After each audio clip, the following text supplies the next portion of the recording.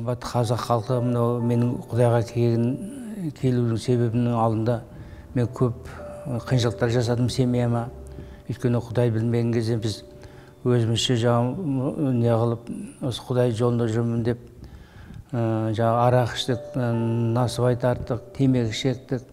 Одан қала берсе, үйдегі семьямызға тыныштық бермедік. Өйткені араққа тойбағаннан кейін әр бәле істеп келдік. Енді осындай мен алғаш Құдайға келмей тұрғанда өмірімді мен мақтан айта алмаймын, мақтанамаймын да. Өйткені ол жерде мен бір дұрыс нәрсе істемедім. Мен тек қана ойым тек қана ақша табу, арақ ішіп гүлайт ету, сондай ой болды. Мен андай мынау, бірақ мен халыққа бір зиян ештеңе келтірген жоқпын, біреуді ренжіткен жоқпын. Бірақ өзімше жаңадай болды енді. Түтін дұрыс бағытта жүрмедім. Семьяма қиындыққа келдім, келіншегіме қиын. Мен енді осы Исаға келмей тұрғанда мешітке, 3 жылдай мешітке барып жүрдім. Сөйлен ойладым, енді мына Құдайдың үйіне келдім. Мен енді осы азаптан құтқаратын шығар деген сондай ой болды менде. Сөйтіп мешітке барам, үйірдің адамдардың істеп жатқан тірліктерін көремді, ренжіп, қанша мәйтмей, бұлар Құдайдың жолына келіп, бұлар дұрыс бағытта емес деген сондай ойлар болды менде. Содан кейін мен ойладым, енді 3 жыл ораза тұттым, жұрт арқылы. Мен намаз оқыған жоқпын, бірақ өтірік айта алмаймын. Намаз оқыған, бірақ оразасын ұстап, сөйтіп жүрдім. Енді мен ойладым, енді Құдайдың үйіне келдім ғой, бәрінен азат баласын шығарма дедім де, арақтан, темекден бәрінен семьяма тыныштық енетін шығарсам, сөйтсем ол нәрсе менен кетпеді. Мен содан кейін бір күні үйдің қасында сәсетін бар еді, Найл деген жігіт бар еді. Сол ода осындай арақ ішті, темекі шекті, ода насыбай айтты. Ол акасы мынау қолына укол салады екен, оны мен білмеймін. Анаша шегеді екен, оны да мен білмеймін. Сол бір күні маған айтты, Мұстафа, мен өлем деді. Мен айттым, Найл, сен өлеміне, сен жассың ғой, балдарың әлі күйеуге шыққан жоқ, қыздарың, балдарың үйленген жоқ. Сен қалай өлем десін демін. Сен ол айтты, менің жағдайым сен білмейсің. Қазір мынау тамырыма укол салмай жатыр, енді күшім жоқ деді да, осы бітіп жатырмын деді.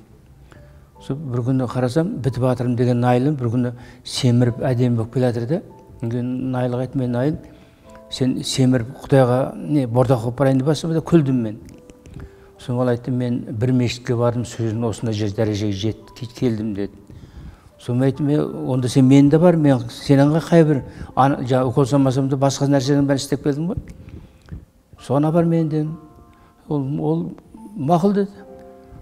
Енді мешіттен келмей ойладым, біздің өзіміздің мешіт шығар деп ойладым мен. Сонда баптист қауымға келді, мен бұл біздің кеміз ғой, бек қолын беттім де оған. Сен айтты, біздің кемес па, біздің мен білмеймін, өсерден осындай жағдайдан мен азат болдым деді. Бәрінен деді. Содан мен айттым, онда мен кірейін деді. Ол кезде ешкім шақ кетпеген қауымда тола, немісі бар, орысы бар, тола ғой қауым енді. 1000-нан астам адам отырады. Ең алдына ең кішкентай баламды ертіп, ең алдына партаға неге үстелге отырып аламын да, Құдайдың сөзін тыңдаймын. Енді ана жерде сөздерім маған сондай әсер еткен кезде мен өзім ойладым, неде шындықпен Құдайдың сөзі айтылып жатыр ғой деп өзімше солай ойладым да, одан қамадым, келе бердім. Сол бір күні осында жүрегіме сондай қуаныш келді, мен шығып Исадан кешірім сұрайын деп шықтым. Шығып Исадан кешірім сұрадым. Қалай кешірім сұрадым, солай арақты, темекі, насыбай, ненің бәрін сол күннен бастап мен уже ұмыттым уже. Мен сондай қуаныш келді маған. Мен содан кейін енді ойладым, енді акасы Құдайдың кереметі өсерді екен. Енді бұл кереметті біз неге халыққа айтпауымыз керек? Енді мысалы үшін қанша адамдар біздің азаптанып жатыр, қанша адамдар семьядан айырылып жатыр, қанша адамдар алқаш болып көшеде жатыр, неге біз осы нәрсені халыққа айтпаймыз деген сондай маған ой келді. Сөйтіп жүргенде енді мен әйеліме айттым, Райхан, сен мынау мен бірге Құдайға жүр десем, ол айтты, мен сен сияқты күнәһар емеспін, мен тап-тазамын деді. Тап-таза адамдардың бәрі күнәһар екен. Давай сен де жүр мен бірге дедім. Ол айтты, жоқ, бармаймын деді. Онда Райхам, сен бармасаң, онда мен баяғы қалдыма бүгіннен бастап түсемін дедім. Сол мезетте ол мәшеге мінді. Уже білді, что мен баяғы қалдым дұрыс емес екенін. Мәшеге мінді, барып, ода мен бірге барып, енді Құдайдың үйіне кіріп отырмыз. Ода кейін айтады, сен сөйтіп айтпағанда мен бармасам дейді, өйткені мен өзімше тазамын. Мен ешқандай күнә жасаған жоқпын деп, бесі балаң туып бердім, басқа не істедім? Сенің таяғыңды жегеннен басқа не көрдім мен мына? Деп сондай сөздер айтты да. Құдайға келіп жүрміз, кейін енді нерде тағы бір жігіт бар еді, ода Исаға келген, Шәріпеде апамыз бар еді. Сол екеуміз халыққа ызғабыр айтуға шықтық. Халықтарға күніге айтамыз. Олар жаңағыдай кейбіреулер қабылдайды, кейбіреулер қабылдамайды. Сөйтіп жүрген кезде сол оймен мен ойладым, мен бірінші өзімізді қазақтарды құтқаруға әрекет жасайық. Мына мысал үшін енді Исаға келген өмірін оларға айтамын да, сөйтіп айтып жатырмын да. Сөйтіп осы жерде осы бір кісі мына үйін беріп кетті. Сол үйін берген кейін осыны мен соқтым осы қауымда. Осы қауымды соғып бітіріп, содан сүрге адамдар жине бастады. Қазір Құдайға шүкір адамдардың бәрі жақсы келіп жатыр.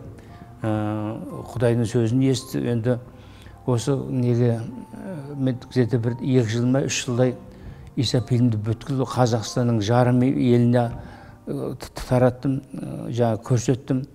Ол жерде қанша адамдар естіді, киноны көрді. Мен осы куәлігім осы, енді айта берсең көп, шамалы қысымшылықтар да болды уақытысында. Мені дінін сатты деген қанша адамдар маған қарсы шыққандардың көбісі қазір Құдайға жақындап жатыр. Осы Құдайға келген кенжемнен қанша кешірім сұрадым. Ол айтады, сен шәрігің кетіп қалды дейді. Мен айтым, шәрігім кеткен жоқ, қайта шәрігім орнына түсіп жатыр деймін да. Сен қайта менен кешірім сұрап берсін дейді. Мен айтым, сол істеген тірлігіме мен ұялып жүрмін қазір. Сол мен жан дүниемді қинап жатыр деймін да. Осы.